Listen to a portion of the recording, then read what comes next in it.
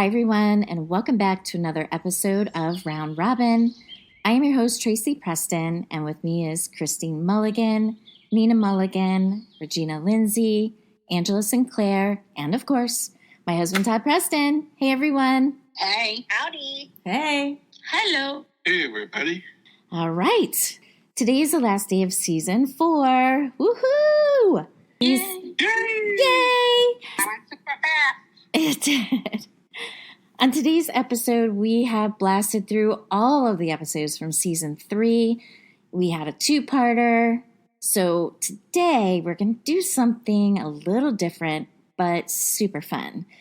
Todd and I have been into watching Face Off lately. Have you guys seen that show? No. Okay. Oh, my gosh. You guys would love this. It's... Is it like a movie? No. So it's a special effects competition where artists must sculpt. Oh, yeah, I've seen it. Yeah. Okay. Oh, yeah. Yeah. So they sculpt, mold, apply, paint amazing face masks and cowls, which is like the headpiece. And they also fabricate costumes to go with it. It's freaking nuts. I wish I had that type of talent, but no, I don't even come close to that. So you can actually binge Face Off on Sci-Fi On Demand, and there's like 14 seasons. And guess what? No commercials. So it was on one of the episodes that we watched that the artist had to come up with creatures that had to do with phobias. And the ones that they had to choose from were ones that I have never heard of before. So I thought, why not do a show on different types of phobias? So what is a phobia?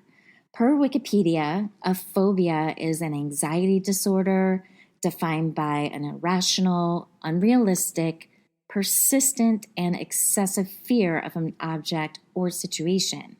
Phobias typically result in a rapid onset of fear and are usually present for more than 6 months. Those affected go to great lengths to avoid the situation or object to a degree greater than the actual danger posed. If the object or situation cannot be avoided, they experience significant distress.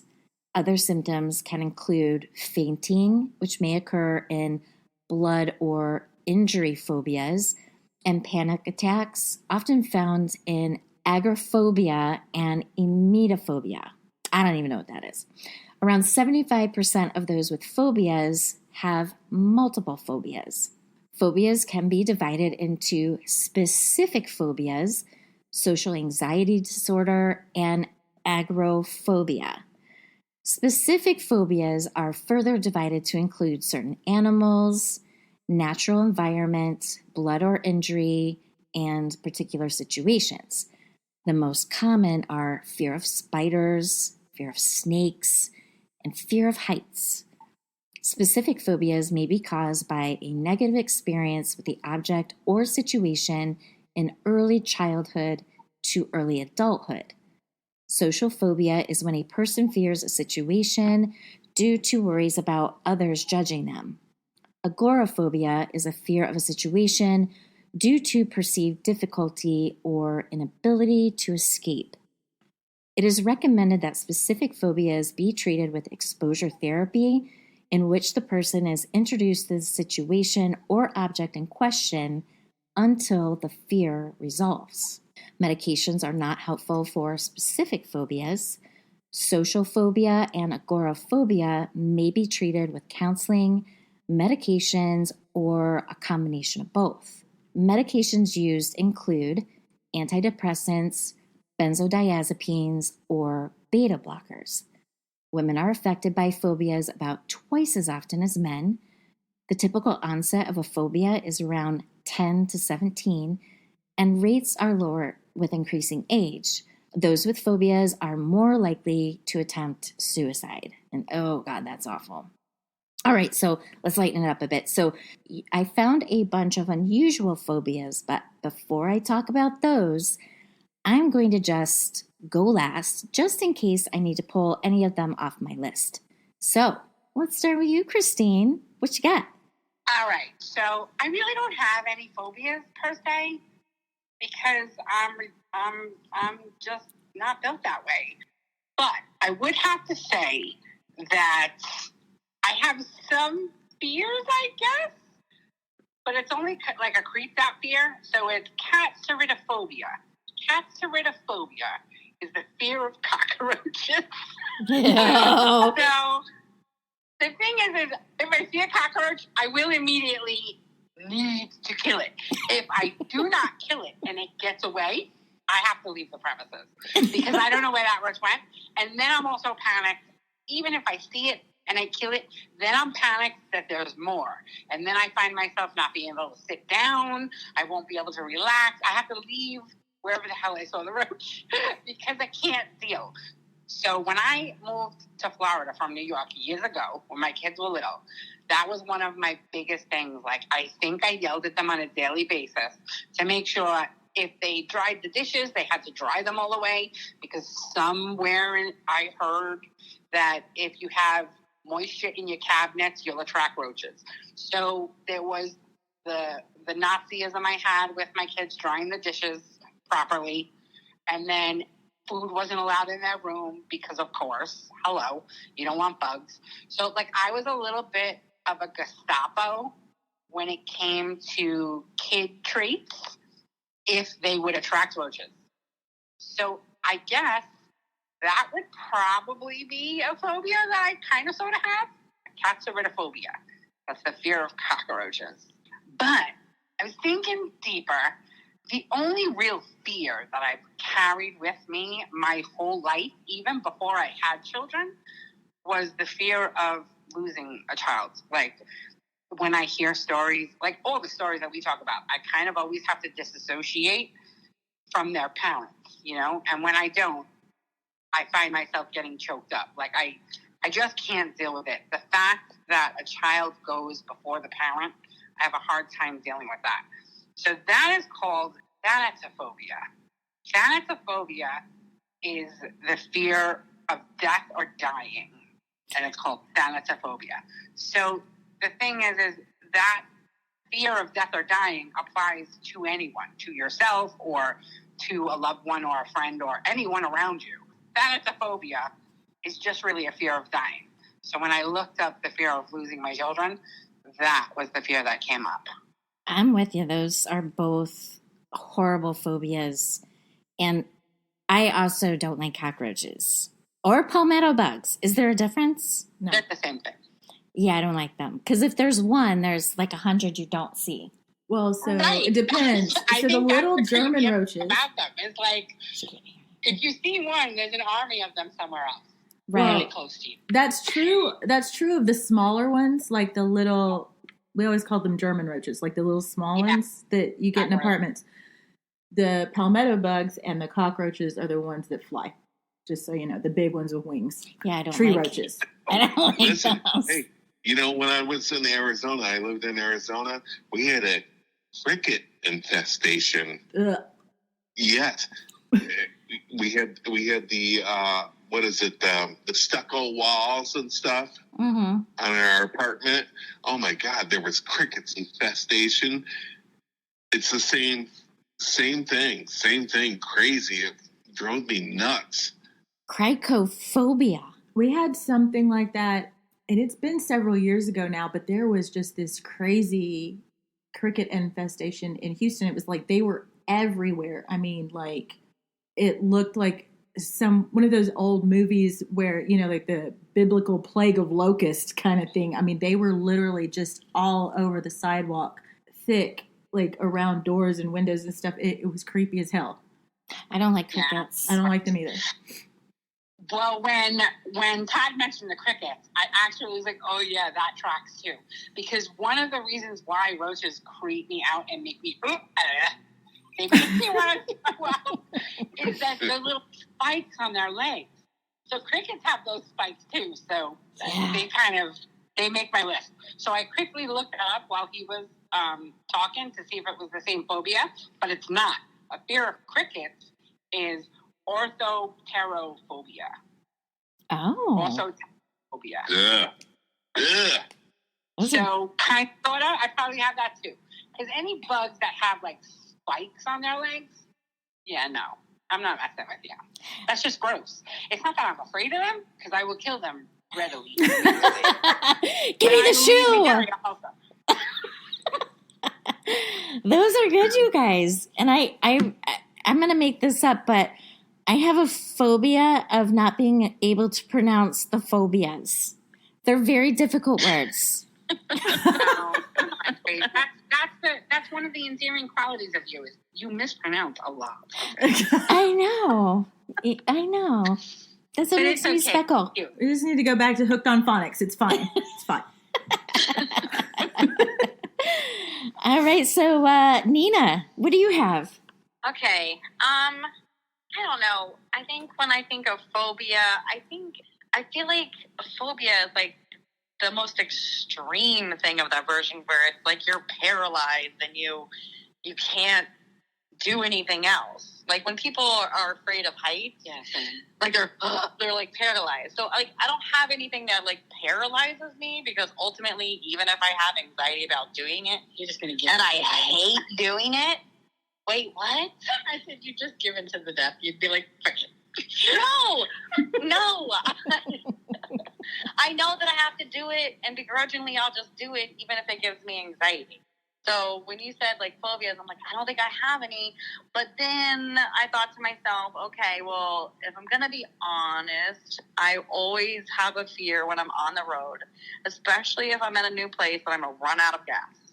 I don't know where I'm going. Like, I don't like change. I don't like new cities. I don't like to drive in areas that I'm unfamiliar with, because I'm like, deathly afraid I'm going to get lost because I ran out of gas, and then I'm going to hear banjos, and then it's going to be like Deliverance, and then I'm lotion on my skin, and then I'm a skin suit.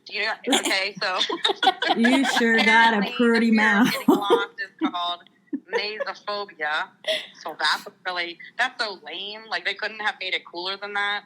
You're afraid of being in a maze. Like I like mysterious phobia would have been a lot better than masophobia. I don't know if you're with mazes. Like maybe if it was, I don't know, Oklahoma where the corn is and there were children running around, that might freak me out. The fear of running out of gas is not even a phobia. The fear of running out of gas is called what? Range anxiety. Yeah. That's just dumb. So, but I think that could be a mild form, though, of agoraphobia. No? Like not wanting to go out of your comfort zone, like your small space. Agoraphobics they don't like to leave the house. They don't feel safe once they cross the threshold of their home. They freak out.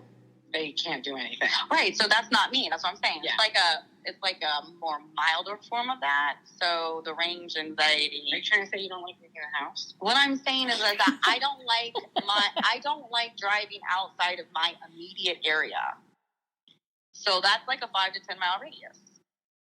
Right. Okay. So if you go further than 10 miles, do you feel like little heart palpitations, or you're like, okay, I got to go home? I feel like I'm not, what if I'm making a wrong turn? And then what if I'm getting on some kind of toll road I don't want to be on? And toll roads lead you to places that are far away from where I would ever be going. So I'd be like at the beach before you know it. Like that, those sorts of, that freaks me out. Gotta love when anxiety is specific, AF.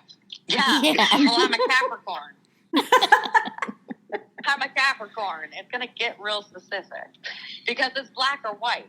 We either are or we aren't. There's no like wishy-washy gray area. So I'm either like, I don't give a fuck, or holy shit, the whole sky's falling. Right. You know what I mean? You mean who, me? Yeah. Never. Okay. Well, those are pretty good. And as you were talking about driving and going too far, it made me go back to driving in New Jersey, because the turnarounds in New Jersey off the highways, those freak me out. You know what I'm talking about? You know what I'm talking about, right? Well, I'm not New Jersey specifically, but like when we went to Puerto Rico, she's like, tell me where I need to go. And I'm looking at the GPS, and I'm looking at the road ahead of me, and I'm like, none of this matches. I have no idea where the fuck we're supposed supposed to go because all the roads are perpendicular and parallel to each other and loop all at the same time, and none of it's in English. Yeah, but I don't know where I'm going. In Jersey, they don't allow left turns.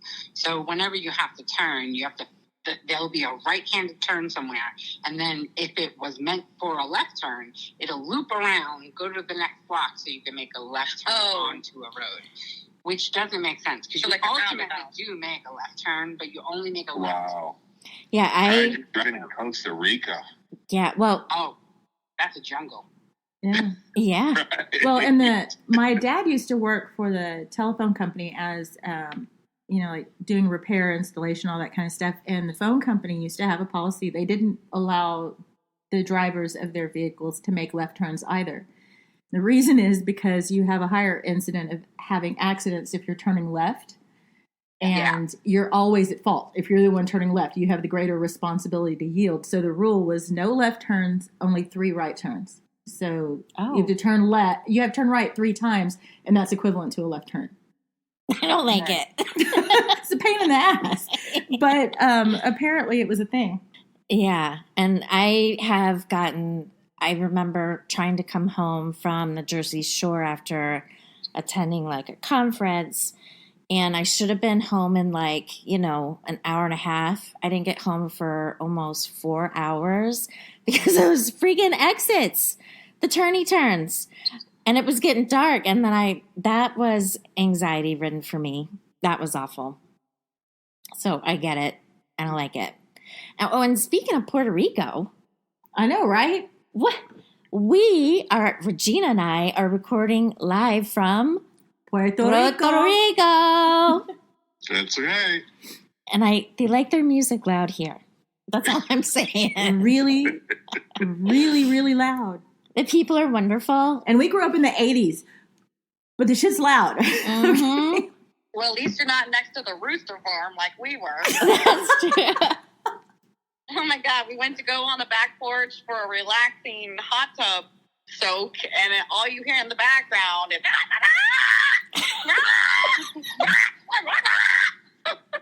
oh my God, there was 600 of them over there. It was like a literal farm. I literally just about spit champagne across the room.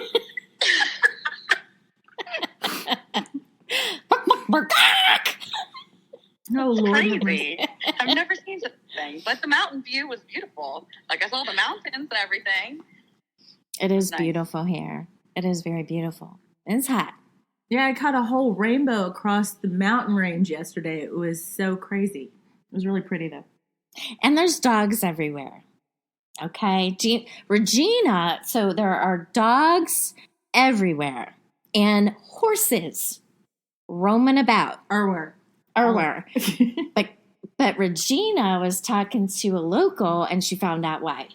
Well, they were just saying that after the hurricanes this year or during the hurricanes this year, that a lot of ranchers and a lot of these dog owners and whatever, they didn't have the ability to take care of the animals and they didn't have any way to keep them safe or keep them sheltered or whatever. So they did the only humane thing, which was to let them go so that they could kind of fend for themselves rather than to. And this happened in Texas, too, a couple of times when they had severe flooding due to storm surge and hurricanes and things like that, where they would have livestock that were stuck in stalls and in pens and whatever. And the rescue efforts sometimes were too late because the animals couldn't get out from where the flooding was and they would drown. So they did the humane thing and let them go. So they're everywhere. Yeah, and there's like gangs of dogs roaming the streets. Luckily, they're not vicious, but they're just They're good. wandering around like, hey, bro, what's up? Yep. People are stopping because they're crossing the street, 3 at a time. Which is crazy because they don't stop for other vehicles, but they straight up stop for the dogs, which is nice. Yeah, they do. All right. So, Angela, what kind of phobias do you want to talk about? Well, I have one. I have a few, but I have one that I'll specifically share because it actually was a traumatic event that caused it. And no matter what I do, trying to face it, I cannot overcome it. So you all have probably heard of the movie Arachnophobia. Yes. So when I lived in Arizona, we lived in a very small town called Sunsites, which is just over the mountains from Tombstone, about 35 miles, whatever. So we're sitting there and we're watching Arachnophobia. I was not afraid of spiders at this time. And it was dark and we were eating popcorn, and this scene where the couple is watching Wheel of Fortune and eating popcorn and the spiders, bite the shit out of them. Well, I reached into my bowl of popcorn and in the handful was a black widow spider. And I screamed and threw popcorn everywhere. You did not put that spider in your mouth. Oh, no, I did not. Oh, my God. I am terrified of spiders, except for tarantulas, which is weird. But yeah. Girl. Yeah, I'm not a fan of spiders or arachnids either. I'm equally scared of scorpions. But I also am not too terrified of tarantulas. I was at a, like a flea market place in Houston, a huge one. It's called Trader's Village, and they have like a lot of different stalls, and some of them sell exotic animals. And I walked in there one day, and there's this chick carrying around a tarantula. And somehow, I don't know how, she convinced me to hold it. And it really wasn't that bad. It was kind of tickly. It's fuzzy. Yeah. And then you fuzzy. can turn your hand upside down, cute. and it's still attached. No way. Yeah. Straight up. It's really cool. Well, I used to remember the Brady Bunch when they went to Hawaii. Remember? And the tarantula was up on the bed. I used to be so freaking afraid of those, but they don't hurt you. They can't kill you. They're not poisonous. They just generally don't. They're not aggressive. And they're not poisonous. I always thought they were, but they're not. And Angela, that was a freaky story. Right? By the way. Black Widow part of it is I what creeps me the hell out. Angela, I lived in Arizona too. I had a workmate that had a pet tarantula, and he thought it was going to be a great Thanksgiving gift to give his pet tarantula a praying mantis for a Thanksgiving gift. The praying mantis ate the tarantula. That was a bad mistake. What happened? That praying mantis tore that tarantula up. Really? Right before his eyes, and he's like, oh! I thought you would be housemates. Stop it, it's happening right in front of your eyes. His poor pet tarantula got tore up by a praying mantis. Would it stick his, what do you call those things? They're not claws, but they're like spikes on the end of their... And see, that's another one Christine must hate, because it's got spikes on its legs too. Yeah.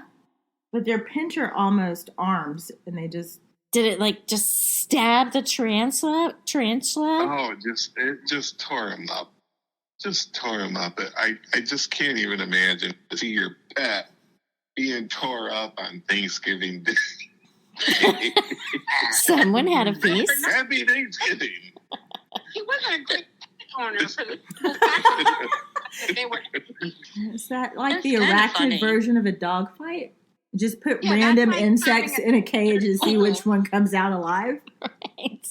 That's like having a standard poodle and then giving it a pit bull to see if it'll eat it. Right. That's just dumb. Dumb.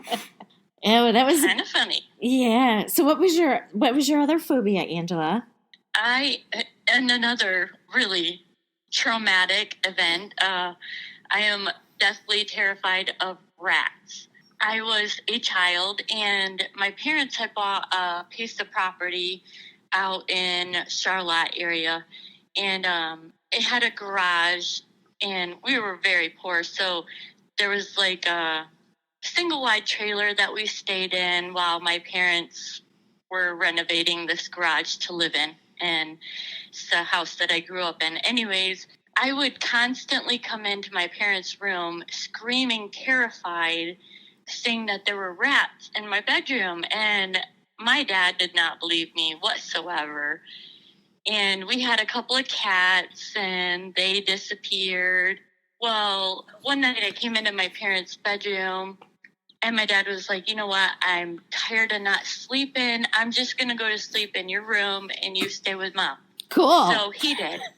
Right. Well, a motherfucking rat crawled over his chest, and he was like, "Oh, okay, now I fucking believe you." So to this day, I am terrified of rats. Did a rat ever run over I hear you? ya. I hate rodents. I don't like rodents. I have a disdain for them. I wouldn't say it's a fear, but I'm totally grossed out. I'm like, my palms are sweaty right now just thinking about it. It's awful. Oh no, I bet that was horrible. Okay. I'm sorry he didn't believe you. Yeah, well, that was just the way I grew up. But, I mean, I find humor in them, but no matter what, I cannot get past those fears. Like, I've tried to face them, but I just can't. So sometimes a phobia is a fucking phobia, and you can't get over it. You're stuck with it. So time for Regina's useless trivia fact for the evening while we're talking about rats. Do you know why rats are so susceptible to poison? Seriously. Do you know? No. Why? They have no gag reflex. So after they ingest the poison, they can't throw it up. Just saying. You can take that however you want it. I meant it just about rats. Okay? That's like the total opposite of me. I have a huge gag reflex. Yeah. He coughs and then he starts gagging. It's awful. I can't even eat a marshmallow without gagging. Is that why you don't like that's marshmallows? Is that why you don't like marshmallows, hun? Oh, it's my gag reflex. Ugh. Is that a phobia? Like fear of gagging?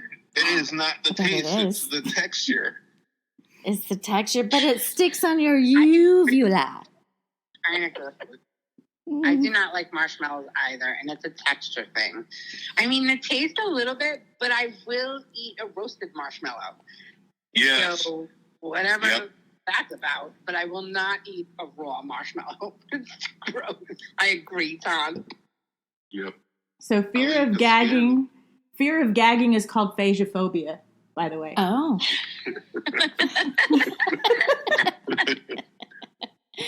I'm sorry, hon. What were you saying? Me? What was I saying? Yeah. Marshmallows. Can't do it. All right. This isn't my phobia, but I think this phobia is very interesting, and maybe we can all try to figure out why. And I'm going to slaughter this, but I'm going to do my best because we all know. Do you need me to help? Yeah. Can you say that? Annotatephobia. Annotatephobia. And I love this one. It is the irrational fear that somewhere a duck or a goose is watching you. Okay, I can actually probably speak to that because when I was about 4 or 5 years old, a goose, my great uncle had livestock, who lived next door to my grandparents, and he had a goose and a gander, and apparently the goose had laid eggs, and I didn't realize that, and the door to the pen was open, and I was walking to go to the swing set, and the gander came running across the yard and bit the hell out of me.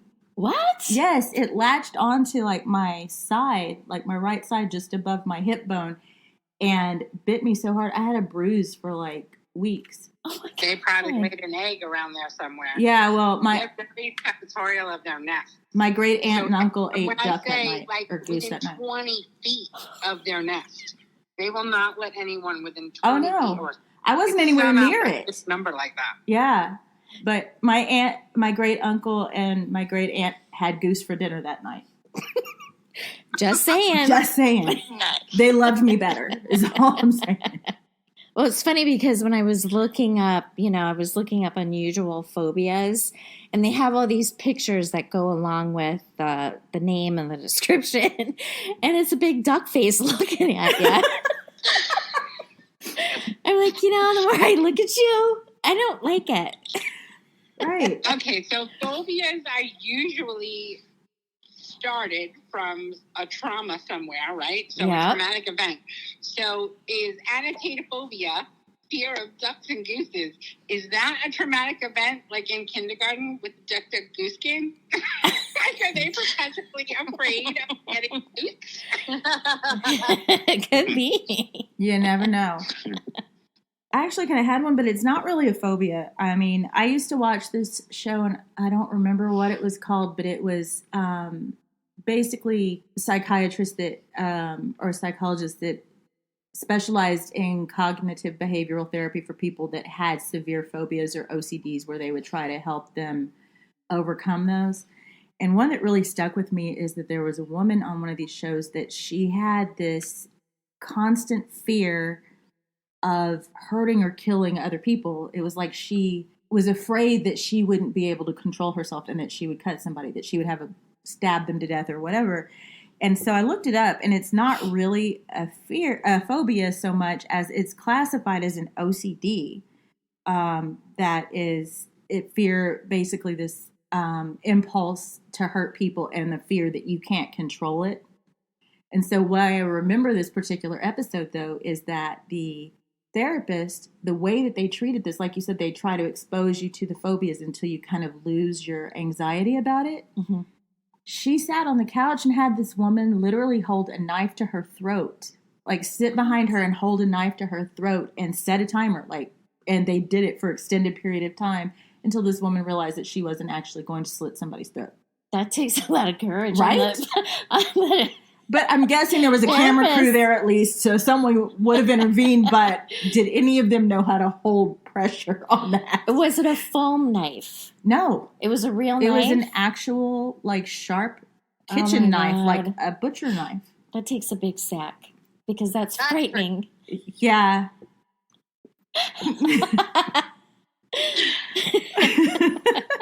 Yeah, she was a bad bitch. I was like, okay, I'm sorry. I wouldn't even let somebody that liked me sit in the couch and hold a knife to my throat. Yeah. Okay? But yeah, that always sort of stuck with me. But I've seen, multiple episodes where people had these flashes of impulse to hurt people or drive their car into oncoming traffic or whatever. And some of them developed this anxiety associated with fear that they wouldn't be able to control the impulse. That's interesting, because this might kind of go along with that, is when I was 25, I think, I was in a pretty bad accident. I was hit by a semi, rollover, this and that. So sometimes when I'm driving, because I've had that kind of accident, I'm like, okay, because I know how fast I was going. I was going 65. So I'm like, okay, at 65, as I'm going around a corner, I'm like, oh, if I don't pay attention, if I don't do the right thing, I know what's going to happen.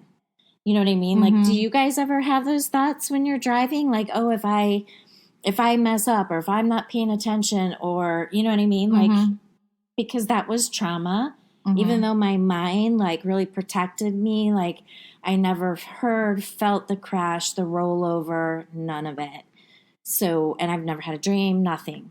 Mm-hmm. But it's just a thing I think about when I'm driving. So is that normal, or is that because I had trauma? Do you guys think about that? Oh, yeah.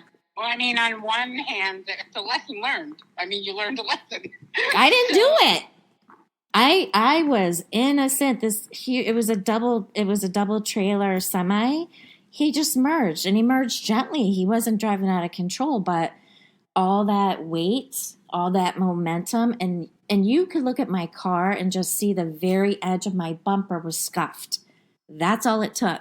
And I went way out of control on the left. I'm like, oh my God, I-95 in South Florida before they had guardrails. I'm like, I'm dead. I got to go this way. Cranked it all the way over the other way. And then I was moving forward in the meeting. I had no control. But it was just a bump, which is nuts. Mm-hmm. Nuts. But I don't get freaked out about it. I just think about it. Yeah, you get freaked out about it. Every time a semi drives by us, you're like, hon, you see that big truck? Well, yeah. And the spouse detector test determined that was a lie. Exactly. Well, I do get intense. I do get tense. And especially because they're swerving.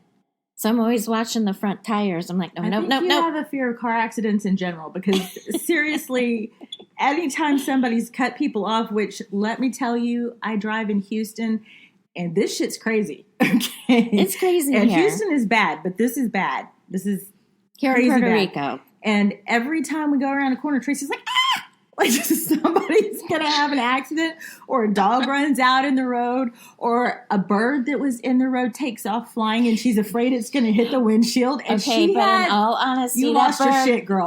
No, I didn't. That bird almost hit the windshield. No, it didn't.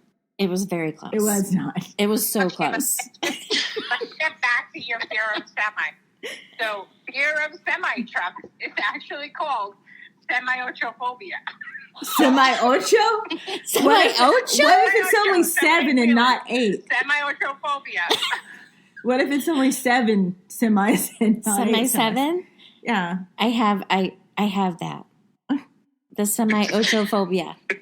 Yes, you do, babe. Not semi-CFA, just You do. semi-ocho. It's okay, though. It's okay. I'm used to it. Okay. That's right. That's like I'm used to it. I have a fear of people. It's like, hurry up and get past it. I kind of have a fear of people that drive semis because you see so many. I've watched tons of documentaries and tons of like really bad like C horror movies where it's always some dude driving a semi terrorizing people, or they're serial killers and they got somebody locked up in the back. Yeah, because they're over the rotors. Boom. Right. Do it, kill you, dump you, and they're gone. Mm-hmm. Not all semi-drivers, everybody. No. I have some definitely. friends that are semi-drivers. They're amazing. No, definitely not. I'm just saying that, based on some of this, just like in every walk of life, let's be honest, there are some psychos out there. Mm-hmm. But it's just, the whole idea that, of course, when they make movies and stuff about it, it's so exaggerated, but I can feel that anxiety. Those are the kind of things that get to me. There was a Stephen King novel about a little girl that got lost in the woods. And that whole time, I was just like, I realized reading this book, I'm tense the entire time because, I kind of have a fear of that too. Mm-hmm. Just the idea of like being out in the middle of the woods and I don't know where I am and I don't know how to get back to where I'm supposed to be. That scares me. That's very frightening. I think the takeaway on that is we all should have compasses. I think the takeaway on that is I have to know how to read a fucking compass first. Turn here. And I'm like, where here? This here? Because that line goes from being like really long to all of a sudden now you have to turn. I always miss the fucking turn. I think you and Tracy just go off the rails when we talk about driving because you both have anxiety. I don't like it. You know what? For the record, everyone, I am actually a very good driver. Frenchina. She is not being nice because I am a good driver. I love you, Tracy. I love you. I'm just not going to tell people how many one-way streets we've about turned down this weekend. I did do that once. Okay. It was confusing. Confucius. I did not do that. No, you're both very good drivers. You're just anxiety ridden. That's it.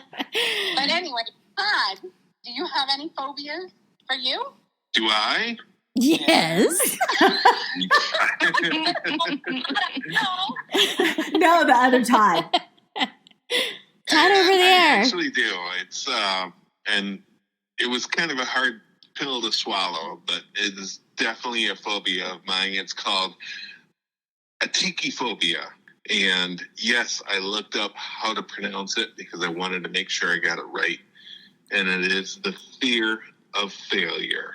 And according to the Cleveland Clinic, atikiphobia is the intense fear of failure. It may cause you to put off or avoid any activity or scenario that has a potential for an unsuccessful outcome. Someone with this condition may be scared to try new things, take risks, or embrace growth for fear of failure. Mm-hmm. I love you, hon. I feel you, bud. Absolutely. I think especially, I don't know, I feel like maybe Christine and I on this call too, because being the type A people that we are, it's what the hell are you trying to say, woman? You heard me. Okay. Is that being perfectionists, and Tracy's one, Nina's one, Christine's one. I think probably all of us to some degree. Some of us, Christine, more than others. Regina. Yeah. But, it's just, it is sort of, it's really intense. Like the fear of absolute abject failure. It's hard to change careers, it's hard to change relationships, patterns of things that you do, and step outside of your, your little box. And I think that's pretty much applies to most people, but I do understand how sometimes it can become debilitating as well. Absolutely. Yep. Well, that is actually a good place for us to take a turn to, is we're laughing and cutting up because that's the point of this podcast, is to lighten somebody else's day that's listening, or, intrigue them, so to speak. And the chuckle's always the best medicine. However, phobias in and of themselves are actually very serious.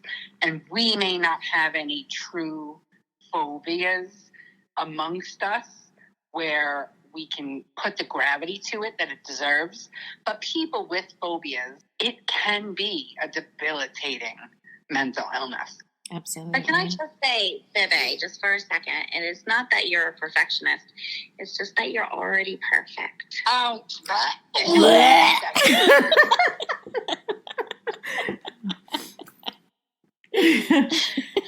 Wow, Christine, I mean, how much wine did you give her tonight?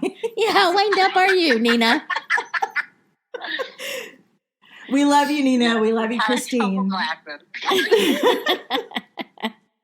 Per use, it's podcast time, so that's when the bottle of wine comes from. She's like, hon, you know what tonight is? Okay, I see. Mm-hmm. Okay.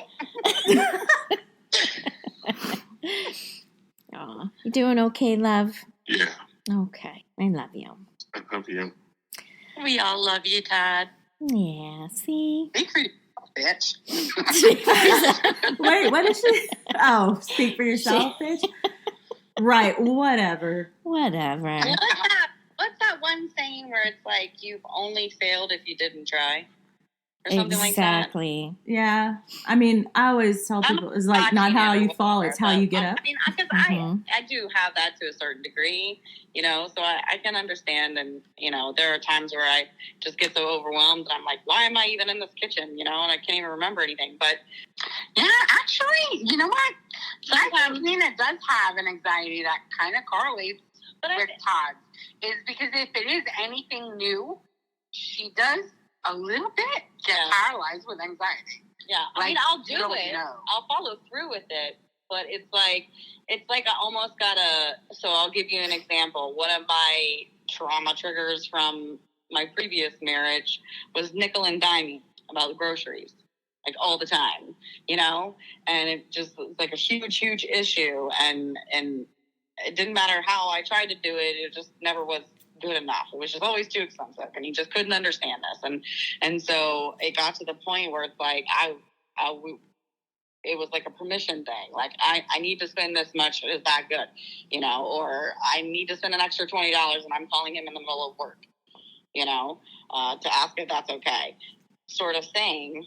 And so going to the grocery store and spending money is a huge source of anxiety for me, but I go and I do it. And I think since we've been married, she's understood that, and she's like, we're always going to have food. We're always going to have money for food. Get what you want. I'll be like, oh my God, I can't. This is like $8. Okay, but I feel like you're getting off topic. So but that's what I'm saying. You have to go out and you got to keep doing it. You got to keep just trying. Yeah, right. And a little each time, and then your anxiety goes away for it. I do say that a lot to you.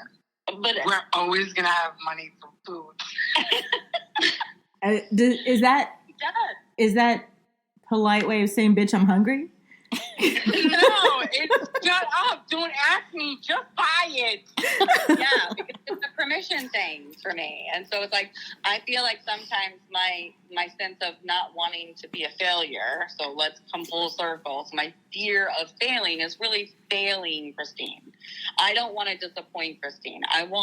Because you're making me sound like a psycho. No, she's not. She said you were perfect. What more do you want? I'm trying to help. Like, I'm agreeing with Todd on a level of like, you know what I'm saying? Like, I get that because that's how I feel. You're gonna fail me as a bad steward of money? Is that your point? Or I didn't clean good enough. Like, those are my traumas from my previous marriage. So like, it's like, since we've been together and you're like, if you want to take a nap, you don't you can take a nap. Like, you don't need my permission. You know what I'm saying? Also, fear of failing at housewifery. Just fear of failing you and whatever expectation you have of me, because all of the expectations that I ever tried to give previously were never reciprocated with care or love or attention. Oh, do you understand what I'm saying? So it's like, you don't have to have that fear.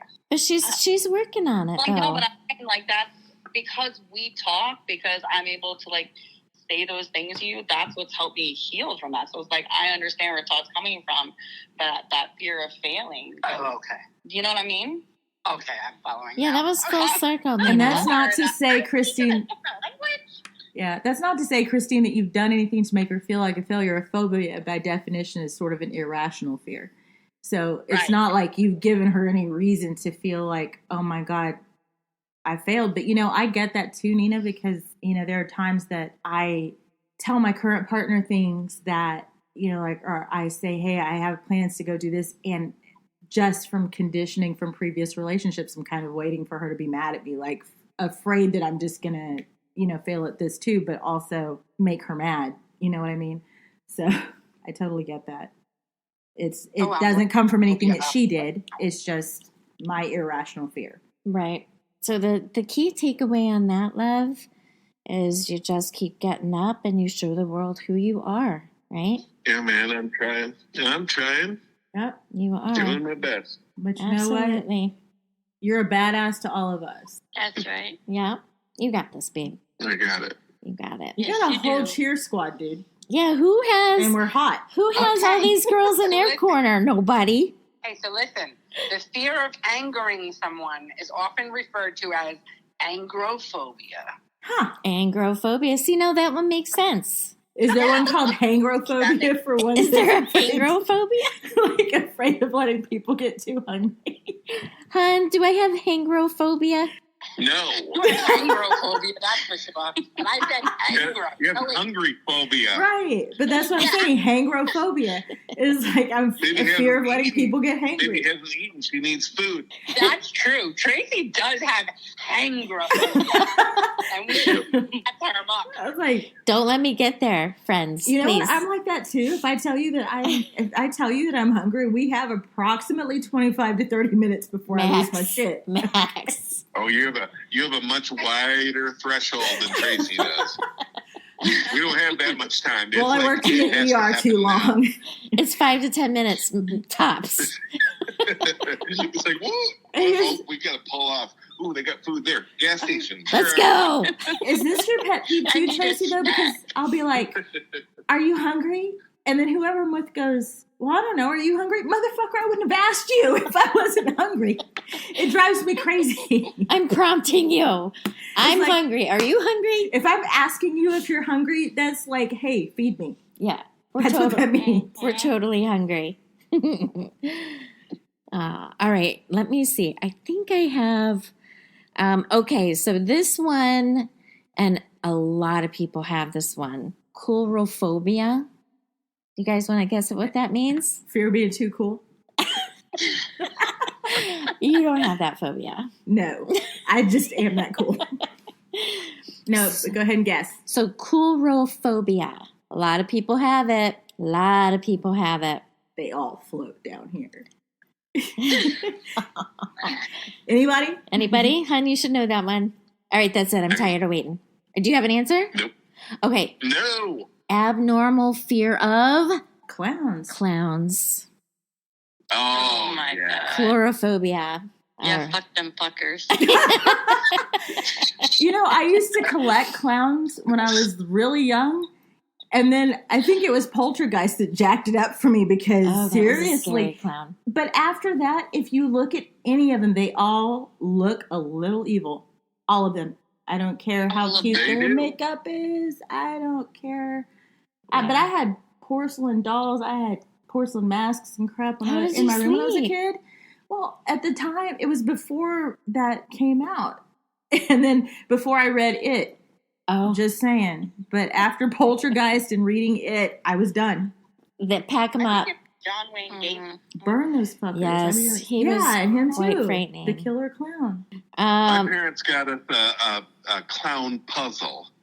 What? When this is like back in the 70s, you know, my parents, for Christmas, we got a clown puzzle. It was like just a menage of different clowns. And I was like, nope, don't want to do it. I'm not a fan of clowns. They don't scare me, but they would scare me in the right situation. Like if you're all alone and somebody like all of a sudden showed a up clown outside comes the window. walking. What if you saw a clown like in the hallway of your hotel room? That would freak me out. Well, A clown by himself walking down, holding the balloon, just walking real slow. Like or a bloody that's a knife. TikTok video waiting to be made right there. Yeah. I'm just having flashbacks to, y'all remember that Bud Light commercial that was always used to air around Halloween? It's like, hey, we should stop and pick this guy up. He's got a case of Bud Light. But he's got a machete. But he's got Bud Light. You know? It's like, oh, we should pick up this clown. He's got a bloody butcher knife. Yeah, but he's got booze. Let him in. All right. Okay, I think I'll throw out one more and then I'll lock it up. Because I found this one, I can relate, but the name doesn't go with it. So, brontophobia. Brontophobia. Brontophobia. Fear of being forced to read Wuthering Heights. You're a dinosaur. I know, it sounds like a dinosaur.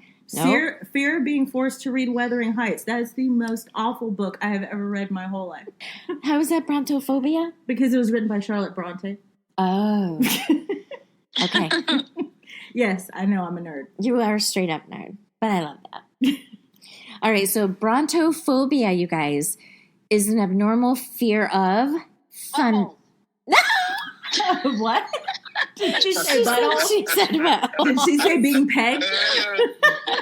And it's an abnormal fear of pegging me, and you pegged it. No, that's not it. Smile, it feels good.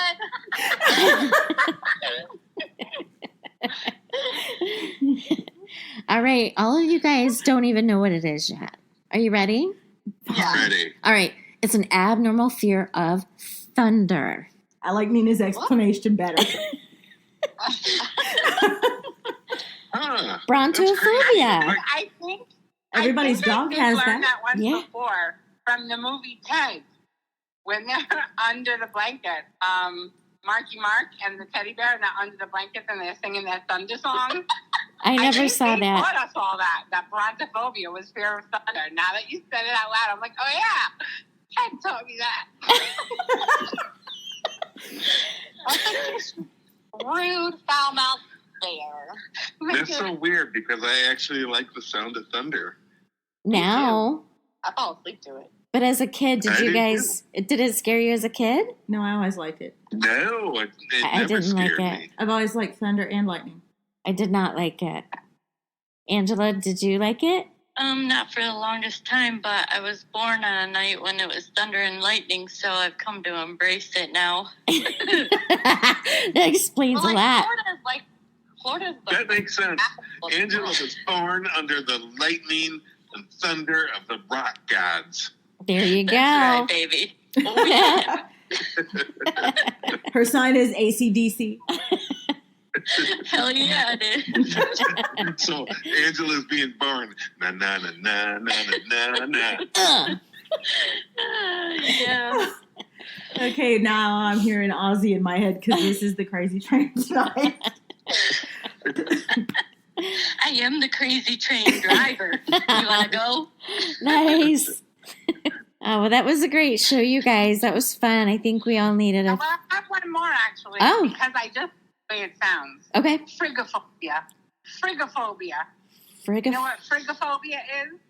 It is the fear of cold. It can manifest through various signs and symptoms that significantly affect daily life and heightened level of anxiety when exposed to cold environments, leading to... That's why they say it's friggin' cold. That's what it is. Frigophobia. I think we all got that one. I think Lori definitely has that one. Yeah, she does. She straight up does. That was a good one.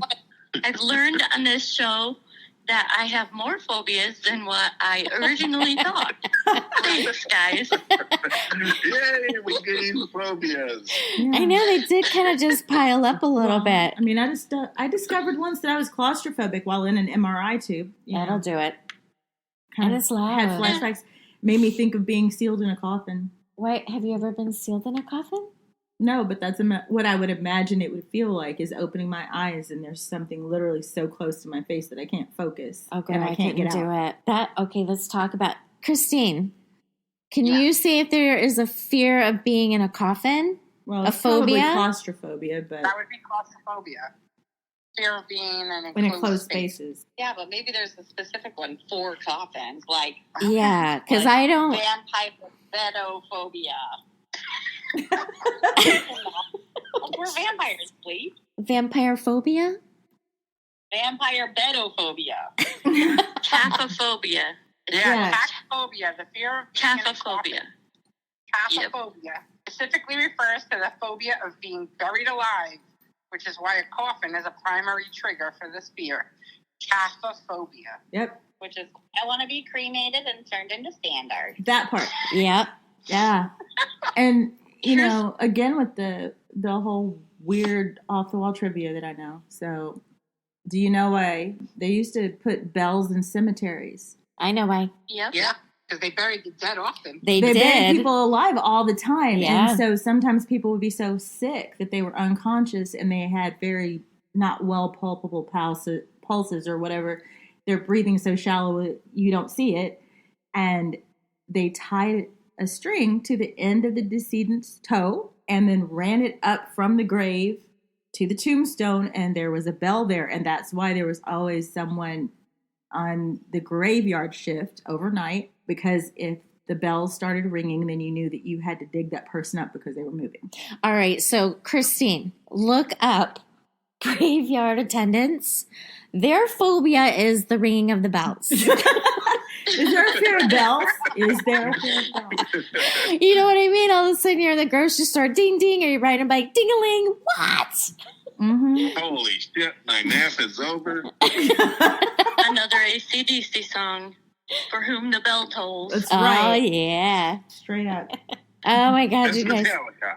A fear of Yeah, hearing oh, yes. Oh, yeah. A fear of hearing bells would be a specific type of phonophobia, which is the clinical term for fear of loud noises. So phonophobia is loud noise. Which makes sense because phonograph. Yeah. Phono. Yep. All right. Liking it. Literally, there has to be thousands and thousands and thousands of recorded phobias, Yeah. because you could be afraid of anything. Yeah. Right, but I feel like phobia is supposed to be like just an overwhelming, irrational fear, but you're right. I think that people are afraid of just really bizarre things, and the issue with that is you can't really dismiss it. And I think it's hard for people that actually do have phobias, because I feel like they're probably not well understood, and their families are like, just get over it. Right. But for them, that's why it's physical. We broke it down. Yeah, I'm sorry. We brought it down a little bit before, but a phobia is an overwhelming and debilitating fear of an object, place, situation, feeling, or animal. Yeah. So phobias are more pronounced than fears, and they develop when a person has an exaggerated or unrealistic sense of danger about that situation or object. So that's technically the difference. But yeah, Todd's right. There's millions of phobias listed out there, because everybody's got their sneaky hair trigger, I guess. Yeah. I've seen those movies where that one, what is it called when you're afraid to go outside? Agoraphobia. Agoraphobia. I watched a show on that, and it was, my heart was pounding for this girl. I mean, that self-talk she had to do, and like, today's the day, she's getting all her stuff on, and all the talk it takes her to unlock the door, and then to open the door, she's opening the door, like, it's almost like she has high anxiety, you know what I mean? Like, the room is spinning, she's sweating, and she can't do it. And I just thought, oh my God, my heart breaks for that. Well, isn't that what they're kind of experimenting with, the psychotropic drugs and helping alleviate? They're saying, it's helping people with PTSD and all those sorts of like irrational kind of phobias, because it creates new neural pathways and retrains your brain or something like that. Well, I think aren't they doing a lot of like experiments with microdosing with mushrooms for that? They are actually. Yep. there was, so someone I knew was kind of involved with that, but they said it actually kind of started with the military. They were having a lot of veterans who had been deployed that were coming back home and having all this PTSD, and they were on all of these normal, the antidepressants, the anxiolytics, the antipsychotic medications, and they were not getting a whole lot better. And then they noticed that there was this one group that suddenly had stopped coming to the clinic, but they were doing really, really well, or they'd stopped taking medications and they were doing really, really well. And they eventually figured out that they were taking mushrooms. And there are research studies about both mushrooms and MDMA. Believe it or not, they used to use that back in the 60s and 70s. Yeah. It originally was created as a drug to help people deal with traumas. And it's because you have that sort of dissociative effect. And if they have a therapist sort of guiding them through the trip, so to speak, they actually can process things that are just way too overwhelming for them in real time. And a friend of mine who her mother was diagnosed with the BRCA positive breast cancer, right? And so it's genetic. And that, in case anybody didn't know, that's the reason that Angelina Jolie had bilateral mastectomies prophylactically so that she wouldn't get this type of breast cancer. Well, my friend also tested positive for the BRCA gene. And so she had to have bilateral mastectomies, and she actually will have to have a hysterectomy by the time that she's 40, okay, to prevent her from getting ovarian and breast cancer. But my point here is that when she was getting ready to have the surgery, one of the things that she told me was that she was spiraling. She was really having a hard time, and she's a nurse too, so she kind of just kept it all bottled up as we do. And she said, one night that she had dosed mushrooms, and that she said, I woke up the next morning and I don't know how to explain this because nothing about my situation had changed, but somehow my anxiety around it was gone and my ability to cope with it was better. So it was really interesting. Yeah, I'm all for it because I've seen documentary. I think Todd and I, didn't we watch a documentary on microdosing with mushrooms, or is that? We did. That was a cool show. Yeah. And they are under a doctor's care. They're being very closely monitored, and you're watching these people. It was a privilege that they allowed people to watch it, so you can actually see what they're going through. Some will cry, some will this, some will just, toss and turn while they're being watched and going through their trip. But every single one of them felt better. They felt lightened. And the change is sustained in a lot of cases, whereas, unlike with certain medications that as soon as you stop taking it or if you aren't titrated off of it properly, that you have a rebound of symptoms, and when they come back, they're worse. For whatever reason, treatment with psilocybin, which is the hallucinogenic component of these mushrooms, has a longer lasting effect. It's cool stuff. Right. And you do also have, since we're going kind of deep into this, there have been several studies done. You can look up many of them. But there are times that some people's makeup, it's not a great idea for them. And it you're right. Yeah. Kind of a little bit of a Russian roulette. Because it has also been known to push people over the edge when they were teetering on a mental illness, most likely to begin with. So no, that's valid. That's valid. Yeah, people with severe mental illnesses, when they do psilocybins or mushrooms or what have you, sometimes that throws them way over the edge where there's no coming back for them. There has been times where people have no longer been able. They did not return to their baseline functionality. Is that because they're doing it on their own and they're just eating handfuls of mushrooms, or are they these people that, I don't know if you know them or not, or if you're just, because I get what you're saying when people just do loads of drugs and they trip out if they do LSD or whatever, but just the microdosing of the mushrooms. I mean, it's such a tiny amount just to allow them to relax. So, unfortunately, there have been many studies done, and there are a few. They don't have 100% success rate all the time. Right. I mean, it's just like anything. You're going to have people that have adverse reactions to any substance, pretty much, that you put into your body. There are people among us that have different levels of tolerance for alcohol, for example. People that have more European genes tend to have a higher tolerance. people like myself who are Native American. And I actually did the research. We don't produce the enzyme that breaks down alcohol in sufficient quantities to be able to, drink as much as someone who has European descent. And it's just a genetic difference. I mean, just like any kind of allergy to anything, there are going to be people that have great response to it, and there are going to be people that, no matter how small of a dose you give them, are going to completely flip out the other way. Right. Well, that's exactly it. Regina just said it. It's kind of an allergy. Anyone can have an allergic reaction to anything. An allergic reaction is not always hives and swelling. Sometimes, especially when you're dealing with psychotropic drugs, you can have a swelling in the nerve endings in your brain, and that's not going to be good for you. I'm pretty sure that's how my brother ended up taking in his schizophrenia, because he was taking, I think, acid or LSD and those kinds of drugs. Yeah, well, LSD is very much the drug that will give you mental illness if you did not have it before. Is highly manufactured. It's just not as normal as, when I say normal, I should say natural. It's not naturally growing like psilocybin is. Right. LSD was a lab-created drug. Right, and then you have, I imagine though that... Which is why it's no bueno at all. But I imagine though that the reaction to mushrooms, if one does have an adverse reaction to it, is probably very similar to an acid flashback that just brings back the trauma, and then somebody just can't escape it, Right, good they point. can't deal with it. They can't deal with it. But that's what I mean. It's a little bit of a Russian roulette.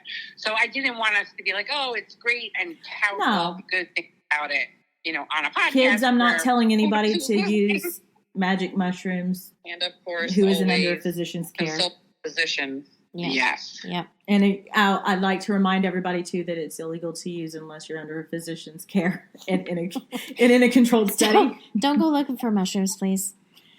I did have somebody come into the ER one time when I was working there that had eaten some rando mushroom out of his yard.